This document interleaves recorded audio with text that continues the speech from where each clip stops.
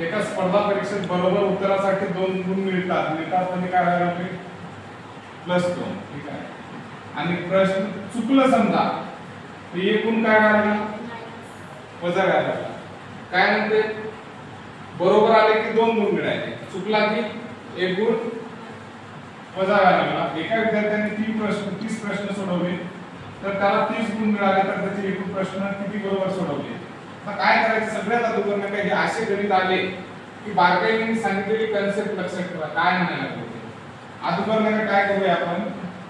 सगळे प्रश्न घ्यायचे प्रश्न टोटल आपण किती आहेत ते शोधायचे एकूण प्रश्न किती व्हायला आपल्याला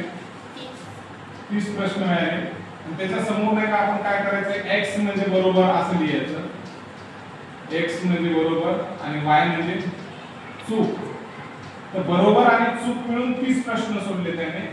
काही प्रश्न x वाले बरोबर राहतात आणि y वाले चुकीचे प्रश्न आणि बरोबर आणि चुकीचे मिळून त्याने प्रश्न किती सोडले 30 प्रश्न सोडले एवढं कळलं तुम्हाला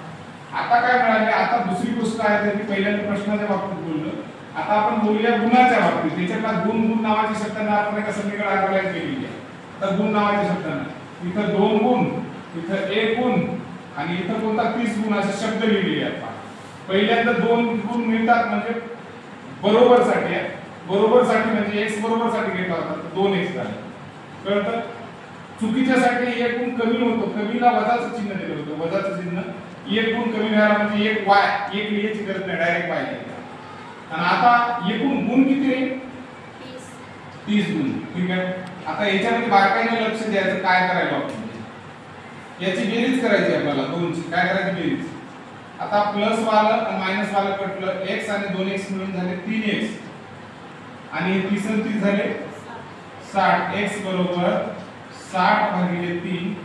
3 दोन्ही 6 आणि 0 x बरोबर झाले 20